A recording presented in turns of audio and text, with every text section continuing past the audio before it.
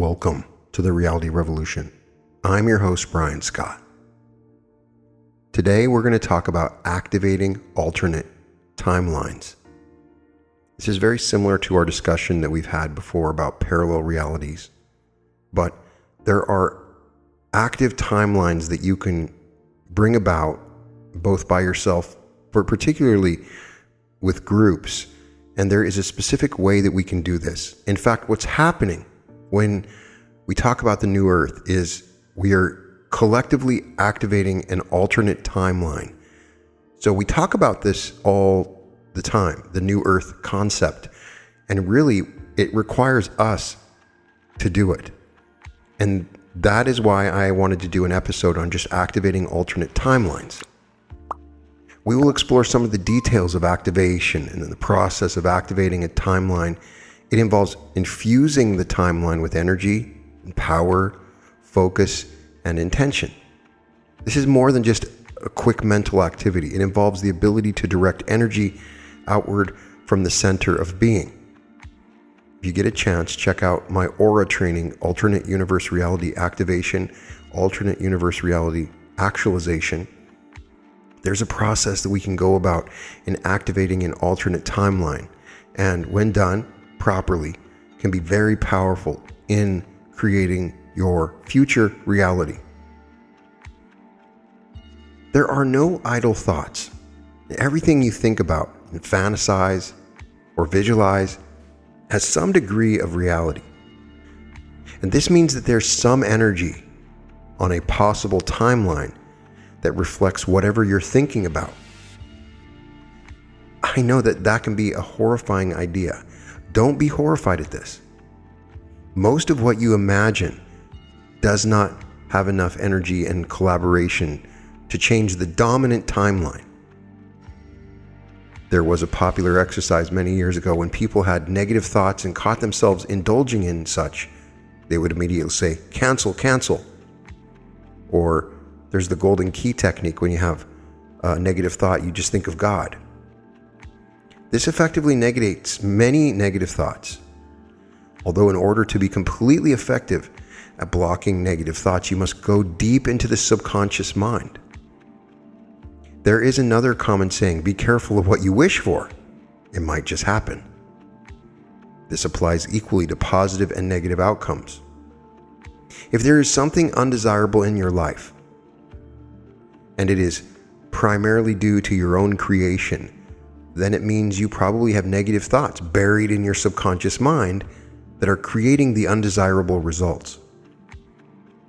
However, most thoughts that are producing results in your life have a lot of energy and intention on them, or they have been repeated hundreds of times over many years. The secret to reality creation is thoughts in coordination with feelings and energy. The heart-mind coordination we talked about a long time ago in coordinating the heart and mind involves this process. It's not just what you think about that creates reality. It's the combination of what you think about in combination with the feeling and the energy and the intention. For example, let's overly simplify this and say that you have one possible timeline of wealth and you have another one of poverty. Your dominant timeline will be the composite average of your thoughts about wealth and poverty.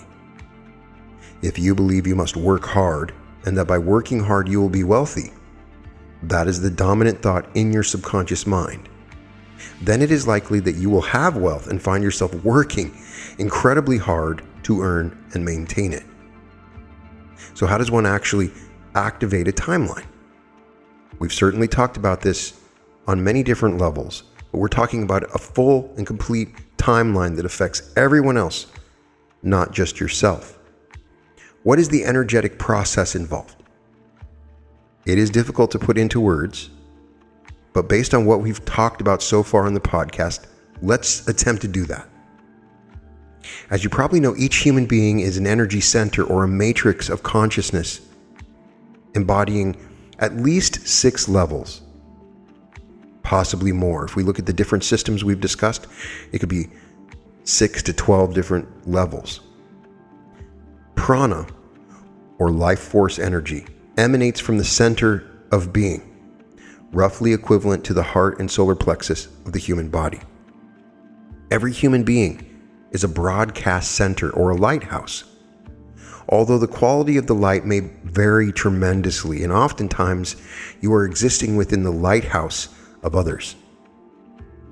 Imagine that in addition to the obvious electromagnetic radiation of the human aura, the astral, etheric, and causal energy fields of the subtle bodies, the energetic matrix of the human soul is also being broadcast through time as well as space. While the intensity of the EM field around the body seems to diminish with distance, it is true that your aura is affecting beings in a distant galaxy, though probably not enough to notice at your current level of consciousness. So as you radiate your energy field outward from the center of your being, at the beginning of this process, it's a very small amount. Then you develop your aura, your energy centers, and a variety of other techniques, including the Merkaba, and this energy center radiates farther outward. This radiation also goes out through time. You are affecting not only the dominant timeline of this world with your thoughts and energy, but also the dominant timelines of each individual living in this world. In addition, you are affecting the possible and probable realities, the parallel time frames of each human being. You are not existing alone in this universe by yourself and everybody is just a game piece. You are affecting the world with your thoughts. It's a tough concept. Once you embrace the idea that you can be of service to others, then you start to see how you actually affect others with your thought. We know from Neville Goddard you can imagine for others, but really in reality, we're actually affecting the future timelines of everyone by our every thought and feeling. Let's take an obvious example. A man approaches you on the street. You sense the presence of this being and start wondering whether or not he's going to talk to you or ask you for something. You start to imagine several possible realities. He'll simply say, hello, or he'll ask for directions, or beg for money, etc. Perhaps he will seem to ignore you, but you're already part of his dominant timeline because he perceives you coming into his reality. The quality and content of your consciousness may play a pivotal role in what actually happens when you meet. If you have received a lot of programming and conditioning that says be friendly and greet the stranger, it's likely that you will create a probable reality of having a pleasant conversation as the man passes you, especially if he is similarly programmed. It is possible to fairly accurately predict some of the future timelines in a given situation. What is not so obvious, however, is how much energy is being infused into a given timeline. A highly evolved soul with a lot of energy might greatly influence reality to achieve a particular outcome, while several relatively low vibrational souls may seem to have a lot of difficulty influencing the situation and really only reacting to it. There is no exact mathematical formula for how influential certain people are, but there are generally agreed upon perceptions. Some people can sell sand in the desert, remarked one person. They are so forceful and persuasive as to convince a lot of people to buy their products. On a human level, feeling the energies of the heart and solar plexus, having a strong desire to manifest a particular outcome, learning various social and marketing skills, are the keys to creating powerful outer results. But really, it is the state of one's consciousness that determines a specific outcome. Clairvoyantly, it is possible to see the patterns of energy as they emanate from a highly influential person. As these patterns intermingle with the energy patterns of other souls, they either enhance or cancel out many of the vibrations of each soul receiving the energy. If you come together with a group of like-minded high-energy people, like the reality revolution, like we do every time we meditate together on Saturdays. You are capable of creating a powerful, probable reality, a strong potential timeline that will then interact within the tapestry of time-space as a highly activated strand in the fabric. This is the purpose of the so-called mastermind groups. We see the mastermind groups that are discussed in Think and Grow Rich, and oftentimes they're very powerful for businesses or achieving certain goals, because together they can light up a certain alternate timeline. That is what the social memory complex has ultimately done, as discussed in the Law of One literature, that the future of the planet has a social memory complex, a group so powerful that it becomes the controlling factor on the planet. And that's because it's together activating an alternate timeline. While some of this seems obvious, there are many factors that are not so obvious, such as the influence of beings in the astral, etheric, and causal planes, spirit guides, angels, archangels, and nature spirits. In addition, you have the karmic agreements and contracts with various souls involved in the creation of a timeline. For example, some souls came to Earth to learn how to create financial wealth, while others want to learn about poverty. These preconceived energy patterns are constantly radiating out into the world for as long as the karmic agreement or contract is in place. Many souls are heavily influenced by childhood trauma or negative programming they received while growing up. If you were the recipient of a lot of belief systems about being a victim, then you will likely create a lot of victim experiences in your dominant timeline. Someone else may be living essentially a parallel life, going through almost the exact same roles and rituals, and yet they seem to have no experiences of being a victim because their programming is different. Identical twins may be alike in almost every respect externally, but most of the time their life experiences are vastly different. When dealing with karma, it is important to remain in a state of love and compassion and refrain from judgment. The person constantly creating disasters is not necessarily a bad person who is being punished for his sins. While you might notice a negative pattern in someone and see that bringing this pattern to his attention might help him overcome a problem, this does not mean you should judge that person or decide that you know what is right for them.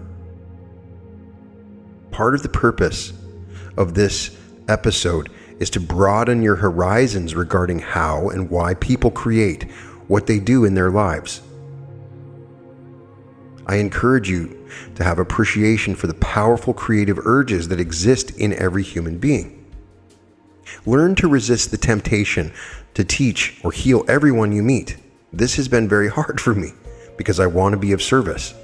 While there could be many souls for whom it is appropriate to offer assistance, there will always be those that you should leave pretty much alone.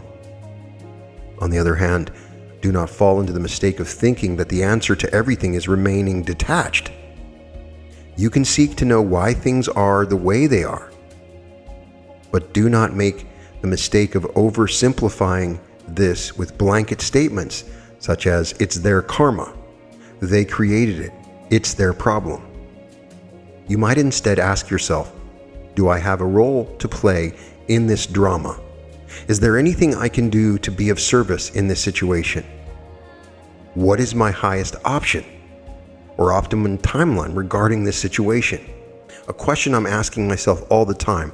I really appreciate that I've started to ask this question. What is my highest option or optimal timeline regarding this situation? Then I start to think a little bit farther into the future about what I'm about to do. I don't recommend becoming obsessed over anything. Sometimes the energy of obsession is the same as importance, and it creates excess potential. Sometimes it's useful in creating a reality that might otherwise seem difficult or impossible, though. If Edison were not obsessed with creating a working light bulb, would it have been invented, or would he have given up prematurely? There is a fine line between putting intense energy, focus, and intention into something in order to change the possible timeline with a lot of energy, and becoming obsessed or impatient with trying to create something or adding excess importance to it. It's the way you think about it. In actually doing the thing, you're not creating importance, but it's the way you think about it. A soul that is always trying really hard to create something is usually being driven by a desire to overcome a deep belief in lack and limitation. That is what I've struggled with. And I work really hard, and I look back and I say, that's because I have this deep belief that I'm supposed to always live in lack. It is still hard for me to overcome this belief. Trying too hard to create anything implies that you have a lot of doubt and fear below the surface, and that you are trying to convince yourself that you can actually create what you want. This energy of trying to force the universe to do your bidding may yield some or limited results, but the outcome will not be satisfying.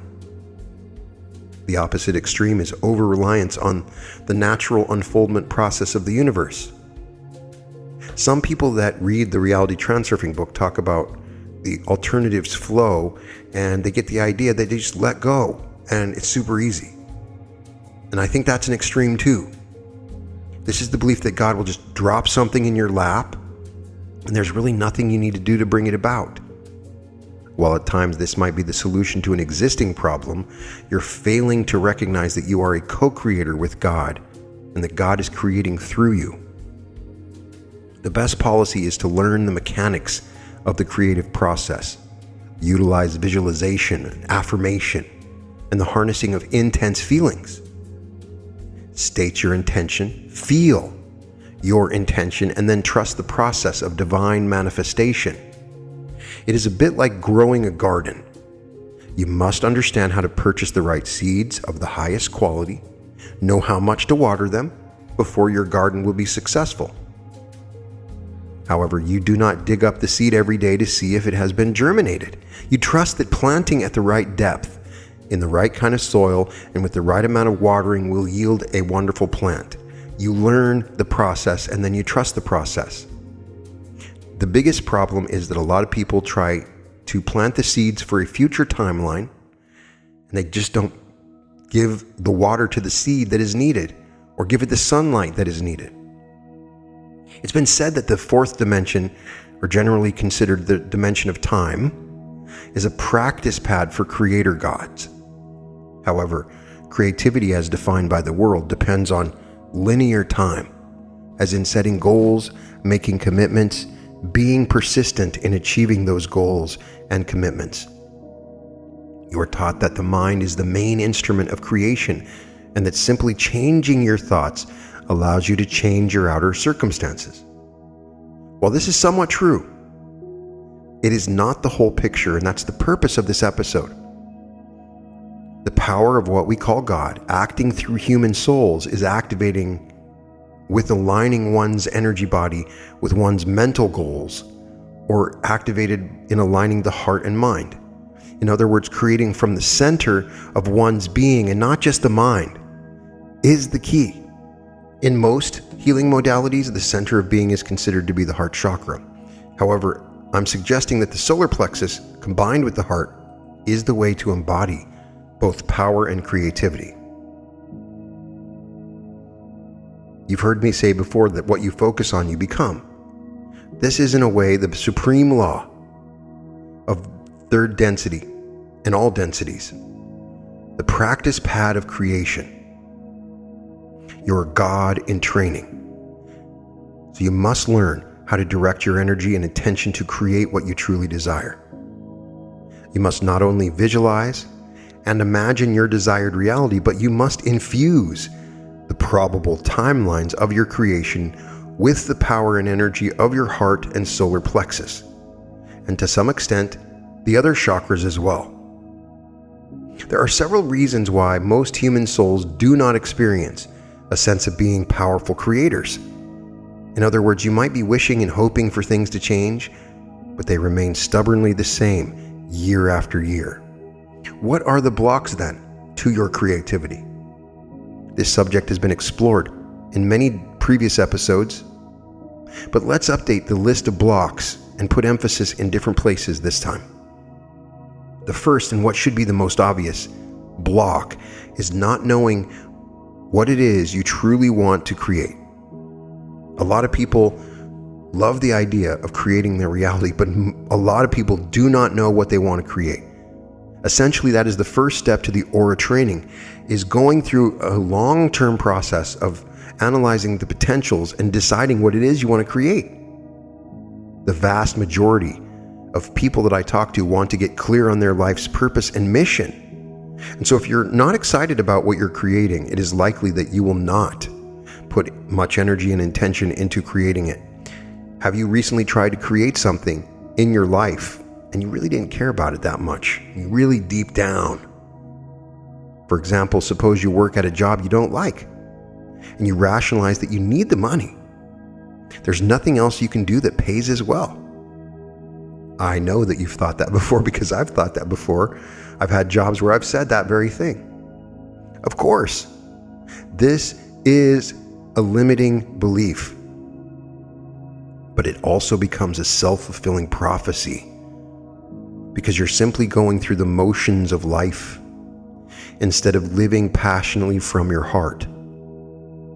Your power and energy are toned way down, and you're compromising your life's purpose. There's an inner conflict between the part of you that wants to follow your true path and the part that's afraid of leaving the comfortable, secure job. Of course, closely related to not following or knowing your purpose and mission are the core negative belief systems that were programmed into you from an early age and from past lifetimes. To review, these include I'm not good enough, or I'm not worthy. Something's wrong with me, or I don't deserve this. Perhaps the biggest core negative belief regarding the ability to create is that I am powerless. This comes directly from the belief in separation from God.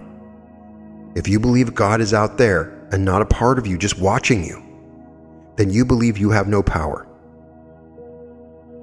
So therefore, your highest priority should be to release this false belief of separation.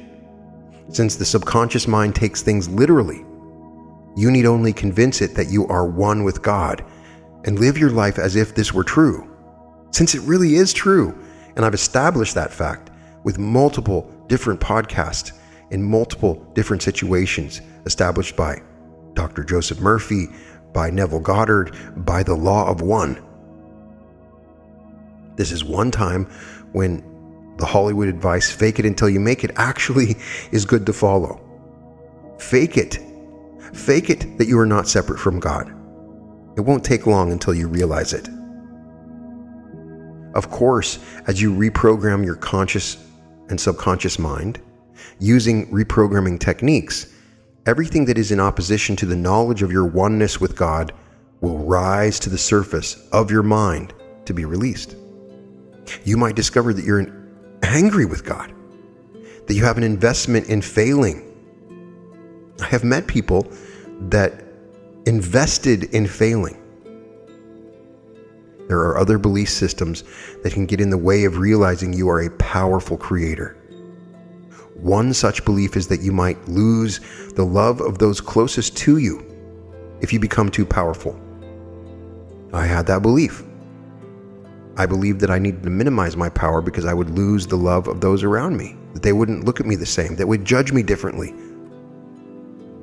Maybe you received love and nurture when you failed.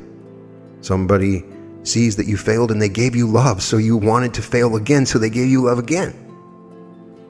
Perhaps sometime you were helped by your parents and you equated this with love after you failed at a school project or something, and then you said, oh, if I fail, and I can get some more love. And there's lots of young people, when they first leave home, they encountered financial difficulties above and beyond what could be expected in the early years of building a life. And although it might not make sense intellectually, receiving a check from parents will likely make you feel like you're being loved by them. So you might be struggling and you might say, hey, I need to struggle so I can get love from my parents. One of the worst examples is when you get sick and you notice that your partner loves you or your family member will show love to you. And so then it becomes a wonderful way to get love from someone by getting sick. And then you subconsciously get sick just to get the love. Closely related to the above is the sense of responsibility that comes with worldly success. Even if you're not obsessed with making money, you probably have a definition of success and the responsibility that comes with it. As you rise in popularity and effectiveness in your profession, others may come to expect a certain level of performance from you. You have an image to uphold. Now, instead of infusing your desired timeline with positive energy and enthusiasm, you're sidetracked into worrying about the approval of others, or are concerned with losing your status or level of success. Maybe you spend a lot of time contemplating your investments and strategies for making your money grow instead of focusing on your creativity. I definitely see it with my channel. At first, it was just of giving service, and then, a certain video doesn't get as many views, and I'm more worried about that. And I have to step back and say, it doesn't matter. It's not about the views. It's not about anything like that. Running a successful business usually takes a lot of time and energy. And even if you're an effective delegator, you have responsible employees doing much of the work. When you're meditating on what you want to create, fears of becoming too successful and not having enough time for yourself and your loved ones might get in the way of your creative abilities. For a long time, when I struggled with alcohol, I had a very, very dangerous belief that if I became too successful, that I would just drink too much and I would kill myself, because I knew that I would just drink too much. So I would purposely subjugate and limit my own success in order to avoid partying too much. So to elaborate, the reasons creator gods on earth or human souls are not more effective at activating possible and probable timelines are that, one, fear of one's own power and the responsibility of that comes with it. This is understandable.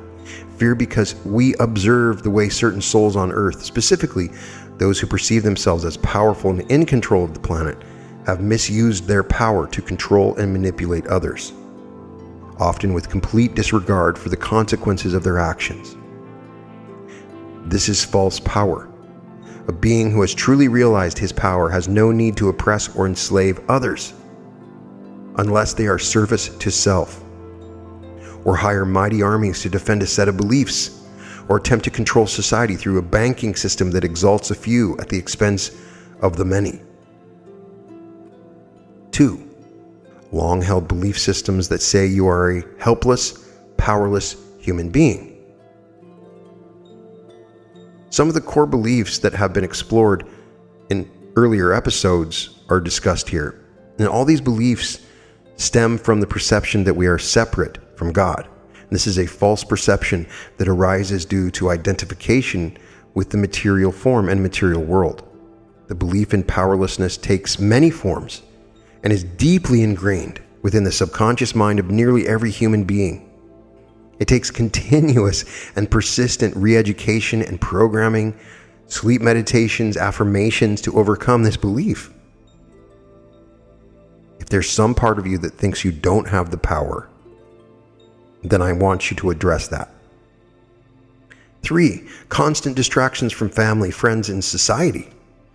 When we're busy working on ourselves, it seems everyone wants to distract us. Suddenly there are unexpected crises, relatives that just happen to be in town, accidents, and illnesses. Some of these represent resistance on the part of the soul to move out of comfortable, familiar mental territory, while others are simply part of the drama of life. We've spent quite a bit of time discussing resistance in many forms it manifests. Learn to recognize these many forms before they take hold of your entire being, and learn to say no to those who hold monopoly over your time. Set a strong intention and stick to your promises and priorities. Handle your fears of success. 4. Guilt about being more successful than your parents and/or siblings. Some souls have a family dynamic involving parental jealousy or envy. Although parents often say they want their children to succeed and really do desire this on many levels, oftentimes immature reactions arise if the child is successful. This can come up due to the fear that the successful child will be so busy enjoying his success that he won't spend any time anymore with dear old mom, or something like that. My wife recently had an experience where She prayed for her daughter to get a job, and she got one, and then she got sad because she wouldn't be able to visit, right? The flip side of parental jealousy is guilt on the part of the successful child. Portions of one's income to struggling family members are downplaying the success during family reunions. I hear you're now a CEO of a large company, says dad. Oh, it's really nothing, just a label, replies the son. Well, this type of success does not much do with activating timelines. It illustrates one of the dynamics that keep us locked into old ideas of powerlessness. And 5, inability to concentrate, contemplate, and meditate. There can be many reasons for this, including a lack of adequate sleep, bad diet, distractions, poor physical habits, bad posture. You cannot force yourself to meditate. Trying to quiet the mind is nearly impossible. Start by being aware of your inattention and restlessness. Don't fight it, but stay on top of it. Observe how the distractions begin. Notice how you wander away from the moment and follow a distracting thought or feeling. Although we are often taught to concentrate as students in primary and secondary school, the methods used are often based on strict discipline, attempting to force the mind into obedience. Discipline is seen as a necessary evil, something to be dreaded and avoided if possible. As we learn to remove the barriers to irradiating powerful energy from the center of being, we finally learn to tap into the unlimited resources of the God within. So I know the episode was on activating alternate timelines, but I started with all that. So how do we activate our possible and probable timelines? Well, first of all, we must clearly articulate our intention through a purpose or mission statement. What do we intend to create?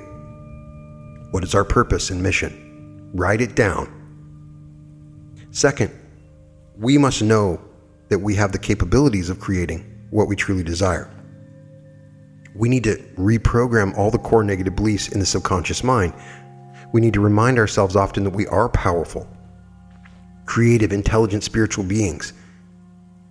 It's one of the things that if you listen to the podcast enough, it seems repetitive, but it's repetitive for a purpose because I want you to know that you're powerful. Third, we must eliminate the distractions, setting aside a space for meditation, blocking out a period of linear time for working on the vision, and refusing to be drawn into the dramas of others around us are a few ways to do this. Next, we must bring our energy and attention to the heart and solar plexus. We still use the mind as part of the equation, but it is not the dominant factor. We must feel and know that we are creating what we truly desire. We radiate this powerful energy from the heart and solar plexus out into the ethers. This energy then infuses itself into the timelines we want to bring into dominance. Basically, we are jumping from our current dominant timeline into a probable timeline of our choosing. And as we activate this probable timeline, our energy goes into making it happen. Focusing on the center of our energy body causes us to bypass the doubt and fear mechanisms of the ego. It's easy to talk about what we intend to do, but more difficult to actually do it. By centering the heart and solar plexus, it is much easier to spring into action. Of course, action alone is not enough. It must be a centered response, not just busy work. Idealized doing. Quality is more important than quantity. It does no good to suspend 10 hours per day working on your vision if your work habits are bad or you're not following the advice of your higher self. Ask your higher self for help. Imagine a golden, radiant, loving light coming directly from the heart of God into the crown chakra, and ask your higher self to assist in the creation of your vision. Eventually, you will realize that you are your higher self, and that is the key. There is no separation whatsoever between you and your true being in the higher realms. Check out my meditation on connecting to the higher self. Through you, your higher self will activate the probable timeline and bring it into the dominant timeline. You are now demonstrating your ability as a conscious creator. Infusing the self with prana, or life force energy, and then directing this energy outward into the world is another way of describing the activation of parallel timelines. As a side note, check out my episode on creating the energy ball, and you can use this in the same method. Create an energy ball and send it towards the timeline that you want. Raising your vibratory level or elevating your consciousness or increasing your awareness will cause you to be able to retain a higher degree of creative energy. In essence, you are able to focus and direct more energy into a project. Finally, you can ask your higher self to put you into the optimum timeline for your soul growth, happiness, and well-being.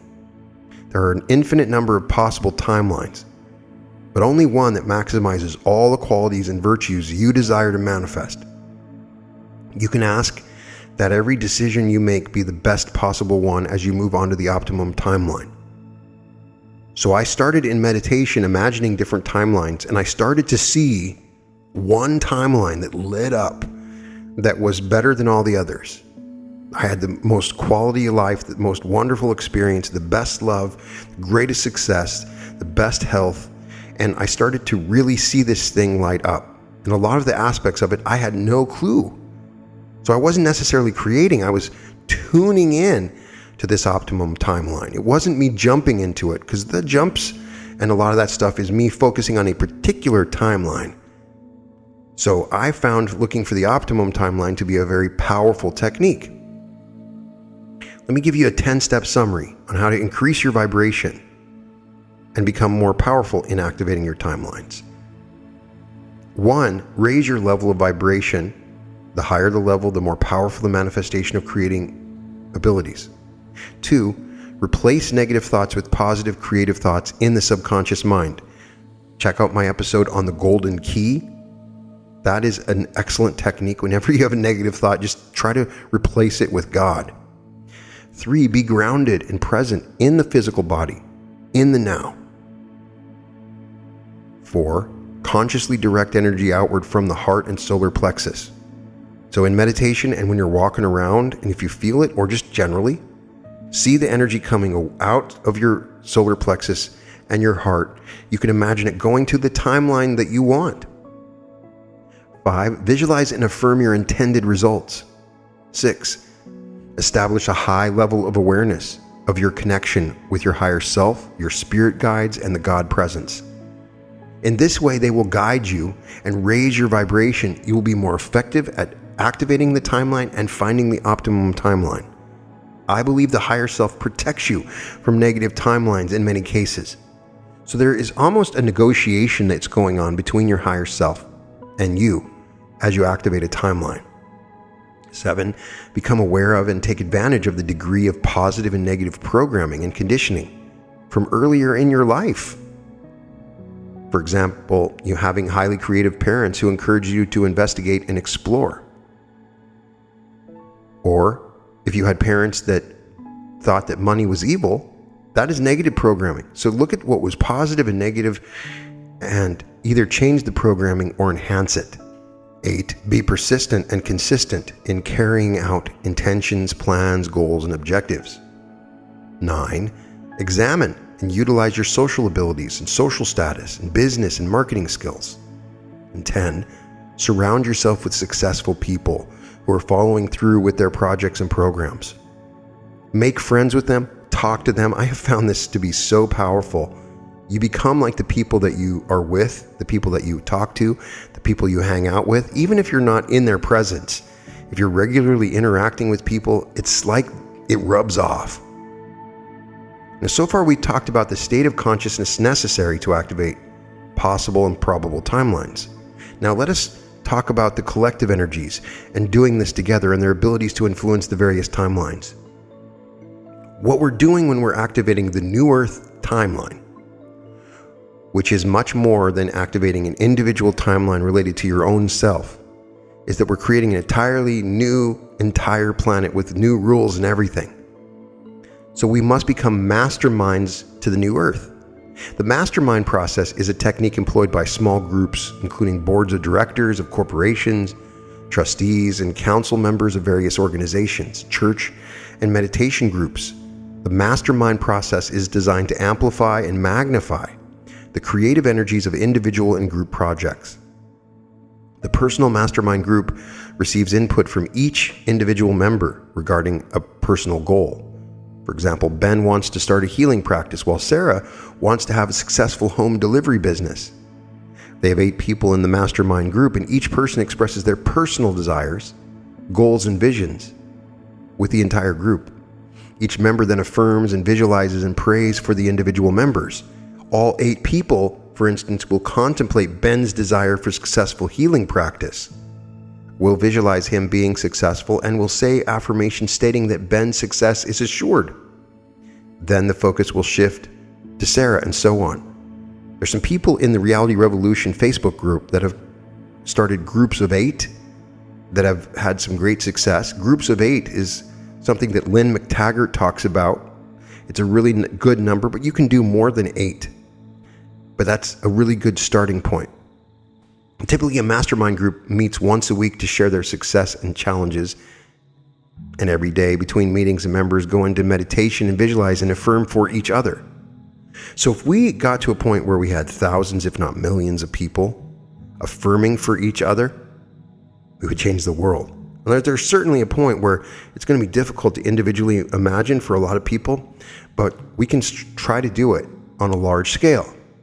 Having several people all visualizing and affirming for you greatly increases the energy being infused into your probable timeline. It's not simple mathematics to determine how much energy is being directed toward a specific outcome. There are many factors that go into determining how powerful a creative urge is going to be when it comes to manifestation. And it's safe to say, however, that if you mastermind a group and it's highly focused and committed to helping each member, then having 8 people all affirming for you will increase the energy being infused into your project by at least 8 times and probably much more. Of course, it is important to weed out any participants who secretly want you to fail, or that have a great deal of victim consciousness or are defeatist. When you're forming a mastermind group, be careful who you invite. Do not share your intentions with souls who are not supportive or who play devil's advocate. They may mean well, but their presence is poisonous to your creative venture. Collective timelines that have hundreds, thousands, or even millions of members are, of course, the most powerful in their ability to move probable timelines into the dominant timelines. And that's really what I wanted to talk about, is creating a dominant timeline. Praying for world peace, for example, is not just a silly metaphysical exercise. If 1 million people around the world are visualizing and expecting world peace, it makes a tremendous difference, and we have shown that in studies, especially if the chances of world war are around 50%, as they were and many times in the past. It's likely that such groups meditating for world peace are precisely the reason that world war has not happened. While it is not a good idea to attempt to force your will onto other people, your presence alone may be enough to shift the balance of power from evil to good. Being an example of a better way of living infinitely more desirable than trying to force someone to adhere to your standards. Radiating powerful energy from your heart and solar plexus and from your mind out into the world will do more to bring about world peace than joining humanitarian organizations, although that will also help. Using this example, you must of course clear any negative thoughts and feelings out of your being in order to avoid polluting your intentions. Praying for world peace while harboring great anger toward tyrants and dictators will greatly reduce your effectiveness. I struggled with this. Certain leaders in certain political parties created and triggered great anger within me, and it reduced my energy. Mixed energies being sent into probable timelines can produce unpredictable results. In some cases, such thoughts might simply slow down the process of manifestation, and other times they can reverse the intentions and create a negative result. Remember, if you want to know what is in the totality of your consciousness, look at the totality of your life. Your life will reflect what is in your consciousness. While this is true, it is not the whole story. The world you see is a combination of your own state of consciousness blended together with the collective consciousness of humanity. If you're a clairvoyant, you might be able to see the tapestry of time and space and observe how energies emanating from human souls are lighting up or diminishing various possible and probable timelines. This is how spirit guides in the higher realms are able to foresee probable futures for humanity. Remember, there is no set future. There's only probabilities. But many times these guides can literally see, feel, and know how much positive energy is being infused into a particular reality and how much negative energy is opposing it. By evaluating the state of humanity's consciousness, they can make reasonable, accurate predictions regarding the future of the world, and being able to communicate with your guides can be very helpful in this regard. Your level of vibration will determine your power to activate. The degree of power you're able to radiate out into the universe is a function of your overall level of vibration. This is not a linear scale.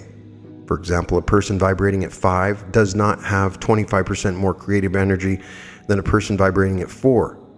And a person vibrating at 6 does not have 50% more creative energy than someone vibrating at 4. The scale is exponential, accelerated, and in some cases logarithmic, greatly accelerated. An example of an exponential scale would be to say that a person vibrating at 4 has 1 unit of creative power, while a person vibrating at 5 may have 10 units of creative power. A person vibrating at 6 has 100 units. A logarithmic scale would be even more pronounced in its effect. Perhaps a person at 4 would have 1 unit, while a person at 5 has 32. A person at 6 has 1,440. It's been estimated that if souls vibrating at 3.62, the average consciousness of humans on Earth at this time, have 1 unit of creative power, then souls vibrating at 6 have about 100,000 times as much creative power. Imagine what 100 souls with an average vibration of 6 would do to activate collective timelines. That's why the reality revolution is so powerful, because we have so many people within this group that are at 6 or higher vibrating out collective timelines. I know it because I've met you. They'd have 10 million times as much power as the average human being. And imagine 100 souls all at the same time.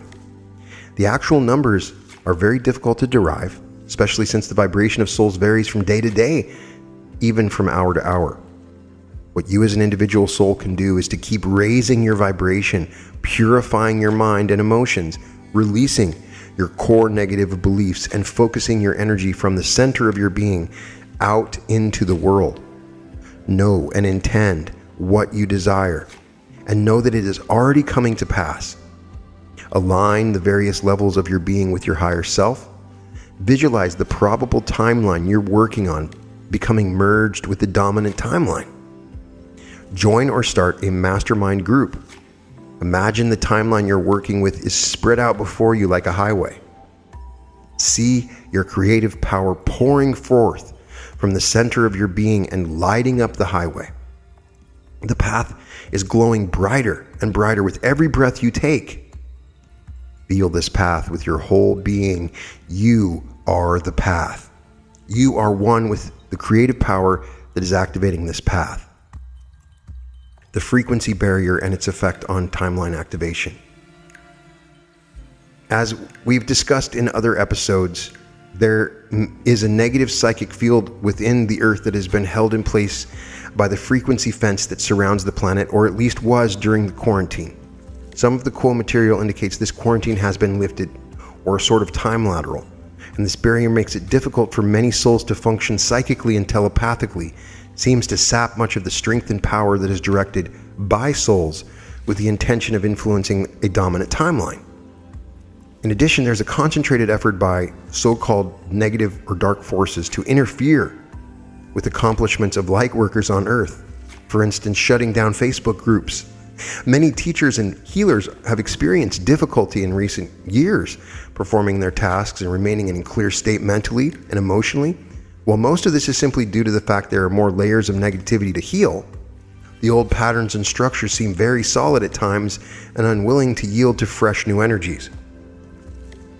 Although the Earth is ascending rapidly in vibration and has been doing so for several decades, the rate of change often seems to be slowing down. Most prophets and seers continue to predict a more rapid rate of change, that which is actually taking place in the linear time frame.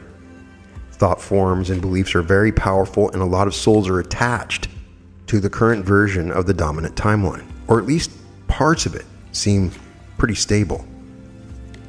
This dedication to keeping things the way they are is failing, but does have the effect of slowing down the changes into the new earth.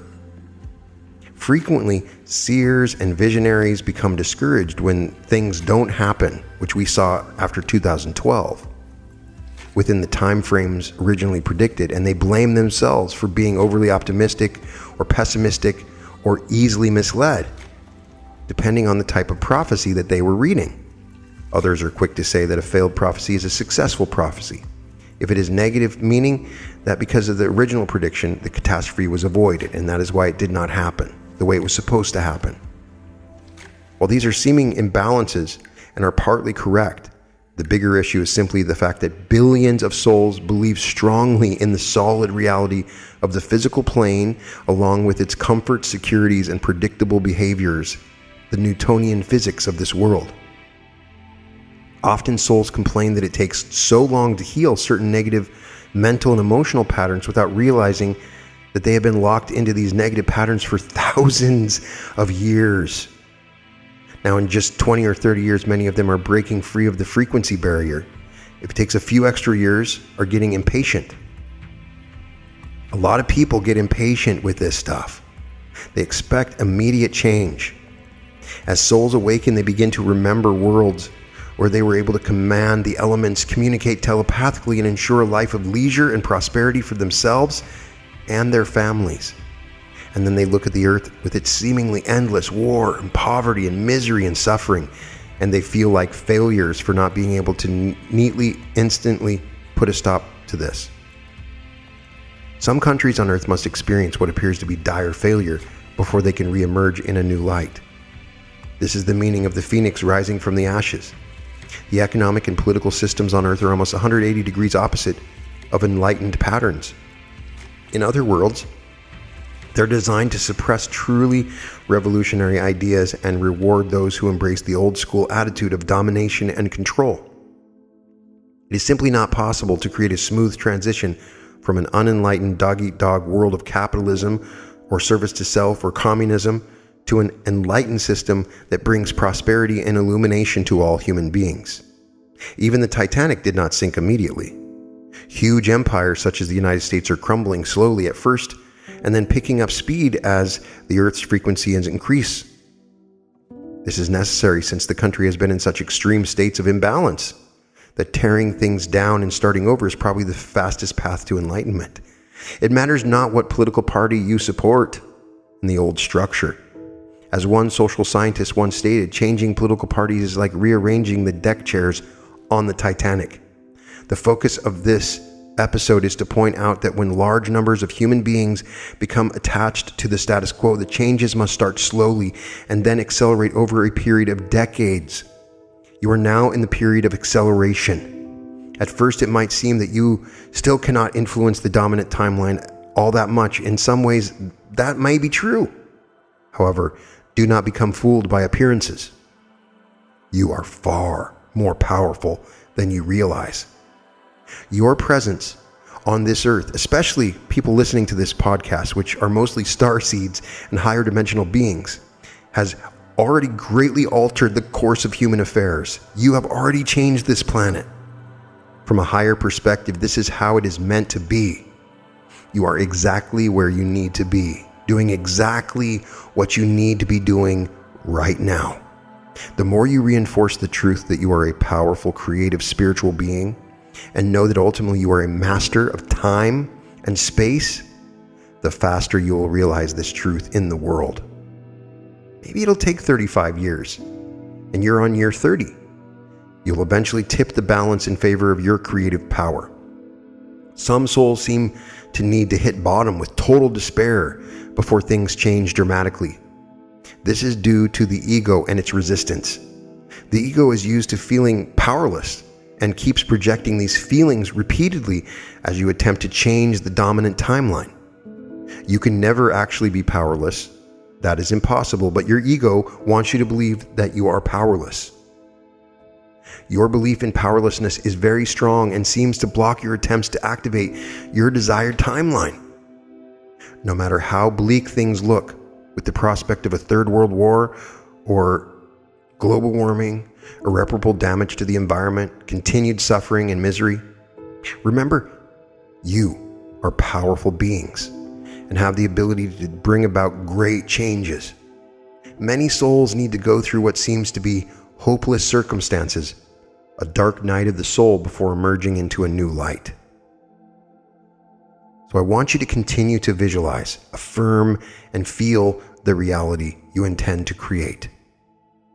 Just know that no matter what appears before you, the creation of your new timeline is in process, unless it clearly violates the free will of other souls. Unless the new timeline is not what other souls want. Remember, when you're creating this new timeline, you're imagining for others. And Neville Goddard's rule is, you can only imagine for someone else what you would imagine or want for yourself. It's going to come back on you. If you're imagining any sort of revenge or terrible future for anyone else as a part of your new earth, it's not going to happen. It's going to affect you. So be willing to be wrong about certain things. I talk to a lot of people that are really stuck in their beliefs, and it's easy to do that when you start to study spiritually this information. It's all about the Arcturians or the Pleiadians or this particular thing or that thing. Be willing to be wrong. I am completely willing to admit that everything I've said on this podcast is wrong. I am only a student. Embrace new ideas and new ways of creating. You'll be given everything you need to succeed in activating your new timeline. It might not come in a form the ego recognizes. But remember, ask and ye shall receive, seek and ye shall find, knock and it shall be opened unto you, is as true now as it ever was. Examine the ways in which you are asking and receiving. And ask from the depths of your being and become still in order to receive the answers. Feel the answers. Don't listen exclusively to your mind. Move into the center of your being, into your heart. Be the powerful lighthouse that you already are. And remember that lighthouses are not built in safe places. I want to end this with a channeling I found from Sal Rochelle in his book, The Mystery of Time, in which he's channeling the founders, very similar to Ra in the Law of One material. Check out all of Sal Rochelle's books. Greetings, dear creators. We are the founders. This message will be brief and to the point. Never, ever believe for 1 second longer that you do not have the power and presence of God within you. Remember the statement of truth. With God, all things are possible. With you, all things are possible. As Lord Sananda pointed out several times, there is only one problem in all creation. Though it takes many forms, that problem is the belief in separation. Because your beliefs are so powerful, you can create unlike the original blueprint of creation. You can seem to cause separation to occur in this unified kingdom of God. That is how powerful you are. Yet even with the power of your beliefs, you cannot alter the changeless, eternal aspect of God. So while you put up shield after shield against the light of truth, that light continues to shine unabated, hardly aware that a part of itself is in rebellion against the larger part of itself. This is the greatest paradox of all. In truth, you cannot be separate, no matter how fervently you believe otherwise. This is your salvation. It is like the undo feature on a word processor, except we are talking about your life as a co-creator with God. This lower dimensional realm of Maya that you may seem to find yourselves in can be erased or undone. Like the sun, truth keeps shining no matter where your consciousness resides. Dark clouds, fog, rain, snow, etc. do not diminish the sun in any way. Experiencing the night only means the earth is facing away from the sun temporarily. Again, the nighttime in no way diminishes the sun. Your dark night of the soul that seems to keep you gripped in fear and doubt makes no difference at all to the eternal, unchanging love of God. Once you realize these truths, you reclaim your rightful place as a powerful child of the infinite. We, the founders, go with you as you awaken to the truth that all is one, all is complete, all is peace. We are the founders. Good day. So please take these messages to heart and know that you can activate an alternative timeline. And together, we can create the New Earth timeline. We can come together and imagine a future where we instantly create. We have unlimited resources. There is no need for money, no hunger, absolute abundance, beautiful, wonderful, harmonious environment, and all-encompassing love and the ability to create. I believe in this and I see it, and I want you to believe in it too. I want you to know that you may not see the results of this in this lifetime, but I think it's possible. But if you continue to put your energy towards this, together, collaborating together in this new social memory complex that we are forming, some amazing things are going to happen. So a lot of this you already knew. Check out my meditation, Activating Vibrational Timelines in the New Earth. It is one of my favorite meditations, and that is a really good place for you to do some quantum jumps into vibrational timelines. Check that one out. That one's going to give you a meditative background for you to do this, but you can do it every day in all things. So together, let's create an amazing alternative timeline. Put your energy towards it and remember these lessons. I'd love to get your comments. What kind of timeline do you want to create? What timeline can I imagine for you? I promise you I'm going to go through the comments, and if I see that you are wanting to create a timeline, I want to help you create it, and let's create one together. So for the next few moments, I want you to close your eyes, take a deep breath, and just go to your center, to your solar plexus in your heart. And I want you to feel the love within you. And I want you to see a future, a glorious future Earth that has all the love and all the problems have been overcome. There's no more poverty, no more hunger. The environment has been taken care of, and so many wonderful opportunities and so many wonderful things. And I want you to sit and imagine these for just a few moments before we go.